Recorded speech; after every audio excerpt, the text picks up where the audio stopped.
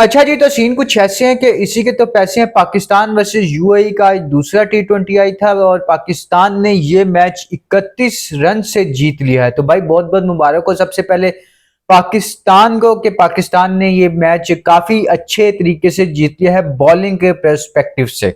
अगर हम बॉलिंग की बात करें तो पाकिस्तान ने जो है वो टोटली यूएई को डोमिनेट किया है। पहले मैच में पाकिस्तान थोड़ा बॉलिंग में लैग कर गया था, बड़ी मार खाई थी पाकिस्तानियों ने बॉलिंग में। लेकिन आज के मैच में पाकिस्तान ने बहुत ही बेहतरीन किस्म की, बहुत ही मजेदार किस्म की बॉलिंग की कि मजा आ गया उनकी बॉलिंग देख के। पाकिस्तान ने 140 रन के ऊपर जो है ये मैच खत्म कर दिया। तो इस तरह पाकिस्तान 31 रन से मैच जीत गया। सबसे पहले बात करते हैं जी कि पाकिस्तान ने जो है आज दो चेंजेस की थी बॉलिंग साइड के अंदर, और उसके अंदर उन्होंने सुफियान मुकीम और हारिस रऊफ को बिठा के सलमान मिर्जा और इब्रार अहमद को मौका दिया। इब्रार अहमद का ये पहला मैच था और इब्रार अहमद ने जो खूबसूरत किस्म की बॉलिंग कर दी है, इसके बारे में हम बाद में बात करेंगे। लेकिन पाकिस्तान के बारे में अब शुरू से बात करें। पाकिस्तान ने टॉस जीत के पहले बैटिंग करने का फैसला किया और बैटिंग में पाकिस्तान ने बनाए 171 रन। दायरा हम लोगों ने एक दफा फिर अच्छा लगा लिया था, 50-52 रन का हम लोगों ने दायरा लगा दिया था। लेकिन उस दायरे के अंदर हम लोगों ने अपनी 3 विकेटें जो है वो गवा दी थी। तो मैं देखो मैं दो दो बातें बोलता हूँ। एक तो हम लोग खेल रहे हैं तेज, एक तो हम लोग नई स्ट्रेटेजी के साथ जा रहे हैं कि भाई हम लोगों ने जो है वो तेज खेलना है, मॉडर्न डे टी20 क्रिकेट खेलनी है। तो बहुत अच्छा लग रहा है कि हम लोग जो है वो इस पूरी ट्राई नेशन सीरीज में जो है हम लोगों ने जो पावर प्ले खेला है वो 50 रन से नीचे नहीं खेला। कम से कम हम लोगों ने 6 ओवरों में 50 रन तो बनाए ही बनाए हैं। लेकिन उसका ये मतलब नहीं है कि हम लोग अपनी विकेटें जल्दी गिरा दें। मेरे ख्याल में चारों मैचों के अंदर पाकिस्तान के ओपनर 6 ओवर पूरे नहीं खेले, कोई ना कोई एक आउट हो ही जाता था। आज भी इंटेंशंस बहुत अच्छी थी। साहिबजादा फरहान ने एक अच्छा स्टार्ट दिया था, 11 बॉलों के ऊपर 16 रन बनाए, 2 चौके और एक छक्का मारा। देखो इंटेंशंस बहुत अच्छी हैं साहिबजादा फरहान की। साहिबजादा फरहान का एक ही माइंडसेट है कि भाई मारो, लेकिन इसका ये मतलब नहीं है कि ऐसा गंदे तरीके से आउट हो जाओ। आप इतना अच्छा खेल रहे हो, आप बहुत अच्छी इंटेंशंस के साथ हो, इसके अंदर कोई शक नहीं है। लेकिन एक बंदा खड़ा हुआ था मिड विकेट के ऊपर, एक बंदा, आपने सीधी उसके हाथ में पकड़ा दी कि यार ले ले बस अब मेरा हो गया, मैंने जो 2-4 शॉटें खेल ली थी मैंने खेल ली, अब मैं जा रहा हूँ वापस। तो ऐसा नहीं करो भाई, इनिंग को लेके जाओ, लंबा लंबा खेलो। छोटी और तेज इनिंग का ये मतलब नहीं है कि आप 11 बॉलों के ऊपर 16 रन कर दो या 13 बॉलों के ऊपर 20-21 रन कर दो। छोटी इनिंग का मतलब है आप 20-22 बॉलें खेलो, उसके ऊपर आप हमें 40-45 रन बना के दो जो हमारे लिए फायदेमंद भी हो भाई। तो हमें इसका पता लगे यार अपनी 20-22 बॉलें खेली है, उसके अंदर ऊपर आपने जो हमें 35-40 रन बना के दिए हुए, तो हम लोग एक अच्छे स्टार्ट में हैं। लेकिन इस तरह नहीं, ये देखो आपने तीनों चारों मैच में ऐसा ही किया है। पहला मैच निकाल दो, उसके अंदर भी खैर आपने यही किया था, लेकिन उसके बाद से अब तक आप भी यही करते आ रहे हो। आप मेरे ख्याल में 20-21 रन से ऊपर नहीं गए चारों मैचों में, तो इसके ऊपर आपको थोड़ी सी गौर करने की जरूरत है। नो डाउट आप बहुत अच्छे प्लेयर हो, बहुत अच्छी इंटेंशन है आपकी क्रिकेट को लेके, अपनी बैटिंग को लेके। उसके बाद साइम अयूब की बात करें तो साइम अयूब ने जो है वो 10 बॉलों के ऊपर 11 रन बनाए। और मैं साइम अयूब के बारे में आपको पता है, पहले बहुत सीधा हूँ, साफ साफ बात करता हूँ साइम अयूब के बारे में कि साइम अयूब जो है वो अपनी परफॉर्मेंस को कंसिस्टेंट नहीं लेके चल रहे। अगर एक मैच में वो 50 मारते हैं तो आगे 2 मैचों में फिर वो जल्दी आउट हो जाते हैं। तो उनको जो है वो ये काम नहीं करना, कम से कम उनको जो है वो इसको लंबा लेके जाना। अब यूएई के साथ जो पहला मैच हुआ था उसके अंदर 60 रन किए थे और उसके बाद से जो है वो कल पहली बॉल के ऊपर आउट हो गए, आज जो है वो 10 बॉलों के ऊपर 11 रन किए। तो ऐसा नहीं होना चाहिए था, इनको कम से कम जो है वो ज्यादा तो खेलना चाहिए, 30-35 रन करने चाहिए 60 रन के बाद। उसके बाद अगर हम बात करें आज के भाई जिसने गेम को एकदम से बदल के रख दिया वो है फखर जमान। फखर जमान ने 44 गेंदों के ऊपर 77 रन किए, जिसके अंदर 10 चौके और 2 छक्के शामिल थे। आखिरी जो 5 चौके हैं वो तो आखिरी ओवर के अंदर ही आ गए थे और बहुत खूबसूरत थे। उसके अंदर फखर जमान की हाँ 1-2-3-4 एज लगे, इसके अंदर कोई शक नहीं। जो बाउंड्रीज गए उसके अंदर 3-4 एज होके लगे, इसके अंदर कोई शक नहीं। लेकिन भाई ये बंदा जो है वो कल के मैच के अंदर ही नजर आ गया था कि ये इस इंटेंशन के साथ आ रहा है और ये मारेगा। और कल भी मार रहा था और आज भी मारा था। और आज तो भाई जिस तरह से मैच को लेके चला है ना, खूबसूरत भाई। मैं यही यही बोला था कल भी कि ये एंड ऑफ द डे जो है हमारा एक मैच विनिंग बैटर ही है, मैच विनिंग प्लेयर ही है और इसने आज करके दिखा दिया। जहां पूरी टीम लटकी हुई थी, किसी ने कुछ नहीं किया। मेरे ख्याल में 70 74 के ऊपर 4 आउट थे, यहाँ तक हम लोग बहुत अच्छे थे। फिर 80 के ऊपर 5 आउट हो गए, वहां तक हम लोग फिर बहुत पैड़े हो गए थे, क्योंकि 11 ओवर हो चुके थे और हम लोग जो है वो कोई 24-25 बॉलों से हम लोगों ने बाउंड्री भी नहीं कोई लगाई थी। तो उसके बाद फिर इन दोनों ने जो 91 रन की पार्टनरशिप लगाई आके, तो भाई खूबसूरत मजा आ गया। आखिरी 4 ओवरों के अंदर 74 रन इन दोनों ने मिलकर बनाए हैं। बेशक उससे पहले जो भी किया वो मैटर नहीं करता, जो एंड रिजल्ट है ना वो ही देखा जाता है। तो एंड रिजल्ट के अंदर ये दोनों लड़के खूब कामयाब रहे। अच्छा, अब बात कर लेते हैं दो बंदों की, आगा सलमान और मोहम्मद हारिस की। मोहम्मद हारिस को जो है वो आज 7वें नंबर से हटा के 5वें नंबर पे भेजा गया कि भाई जाओ जाके दिखाओ कि तुम्हारे अंदर क्या गूदा भरा हुआ है। तो उन्होंने दिखाया, उन्होंने 17 बॉलों के ऊपर 14 रन किए। भाई जो है वो बहुत तेज खेले, बहुत ज्यादा तेज। इसके अंदर इनका एक छक्का और एक चौका शामिल है, जिसके बाद भी इन्होंने जो है वो सिर्फ 17 बॉलों के ऊपर 14 रन बनाए हैं। आखिरी 5 बॉलें तो इनकी लगातार दौड़ थी, और तो इसके अंदर इन्होंने क्या ही करना था। फिर बस वही बयानात रह जाते हैं कि मोहसिन नकवी साहब का बयान मुझे याद आ गया कि उन्होंने एक ट्वीट किया कि जान भाईजान, सलमान अली आगा और हारिस के बारे में आप ट्रोलिंग या मीम्स या इस तरह की हरकतें ना करें, इससे उनकी परफॉर्मेंस खराब होती है। परफॉर्मेंस होगी तो खराब करेंगे ना, परफॉर्मेंस ही नहीं है।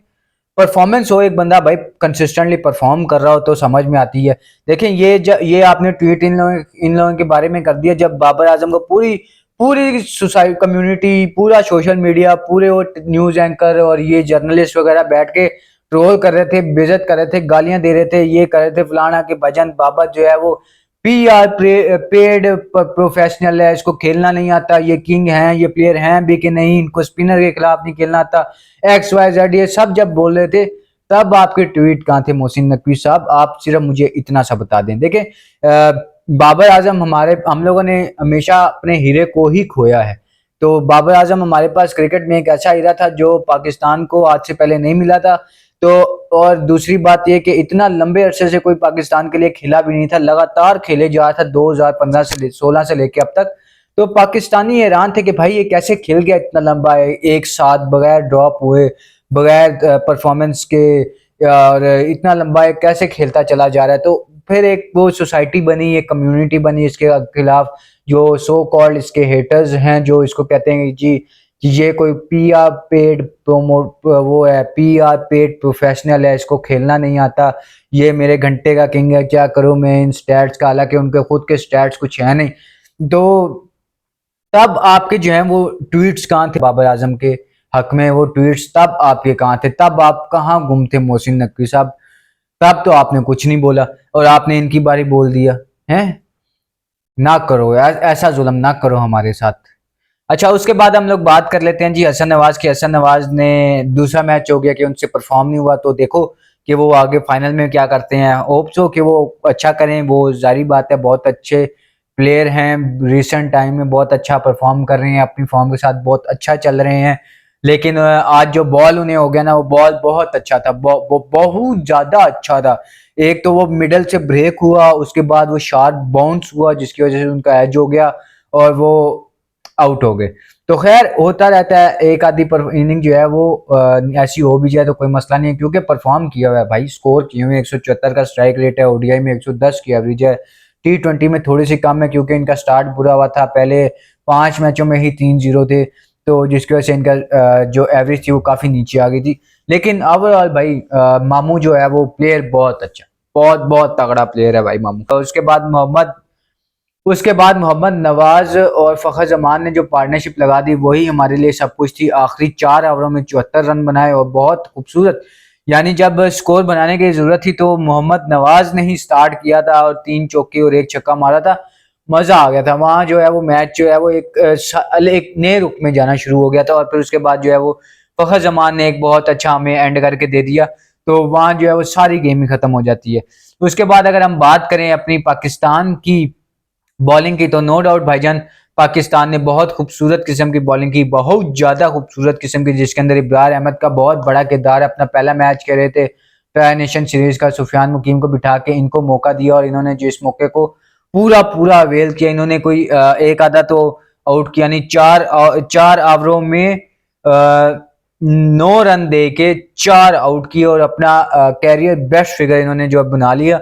और इसके अंदर उन्होंने आउट किया है जी मोहम्मद वसीम को, और उसके बाद जो है इन्होंने आउट किया है आसिफ खान को, जिन्होंने पिछले मैच में बड़े तगड़े स्कोर मारे थे, 75-77 रन किए थे बड़े तेज, और उन्होंने किसी को नहीं छोड़ा, लपेटे मारे थे खुले दबा के, बहुत लंबे लंबे छक्के मारे थे, बहुत तेज चौके मारे थे।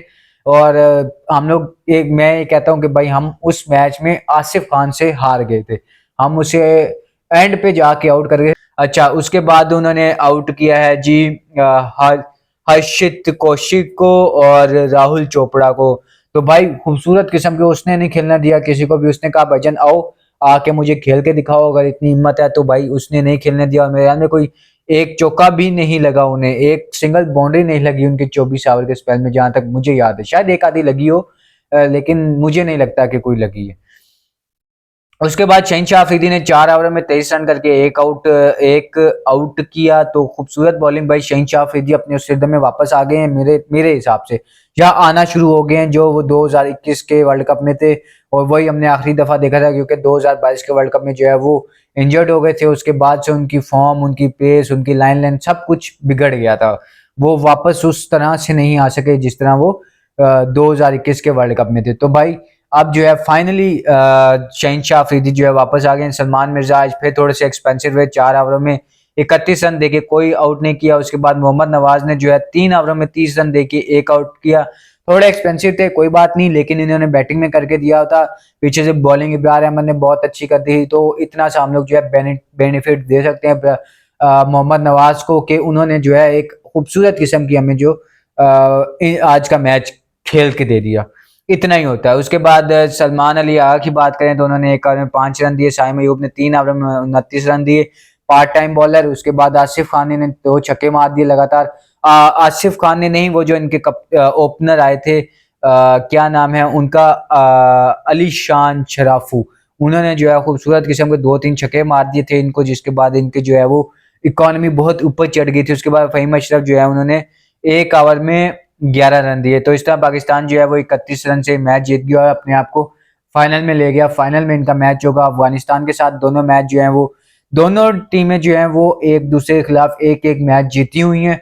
तो देखेंगे कि फाइनल में फाइनल कौन लेके जाता है असल में, क्योंकि टीमें तो वही हैं, या मैचेस भी दोनों एक दूसरे के खिलाफ एक एक जीत गए हैं। तो ये दोनों एक्सपेक्ट से फाइनल है। ट्राई नेशन सीरीज का कर लो, या आप अफगानिस्तान वर्सेस पाकिस्तान का कर लो, एक भाईजान कौन इस ट्रॉफी को उठा के लेके जाएगा। भाई बहुत मजे का मैच हुआ, और उम्मीद करते हैं कि जो आगे फाइनल मैच हो वो भी बहुत मजे का हो, ऐसा ही हो, इंटरेस्टिंग हो। और शुक्र है कि आज पाकिस्तान के कप्तान विकेट को शायद रीड कर गए थे, जो इन्होंने जो है वो, लेकिन खैर स्पिनर तो फिर भी एक ही खिलाया, उसकी जगह इन्होंने मिर्जा सलमान को खिला लिया। लेकिन मैच जो समझ रहा था कि एक और स्पिनर डालेंगे, लेकिन नहीं डाला, खैर है। लेकिन इन्होंने एक अच्छा जेन्युइन स्पिनर, मिस्ट्री स्पिनर खिलाया, जिसको समझना थोड़ा सा मुश्किल होता है। तो बहुत बहुत मुबारक हो पाकिस्तान को। ये पाकिस्तान जो है वो अपना यूएई के साथ ही मैच जीत गया और अपने आप को फाइनल में ले गया। तो बस फिर बाय।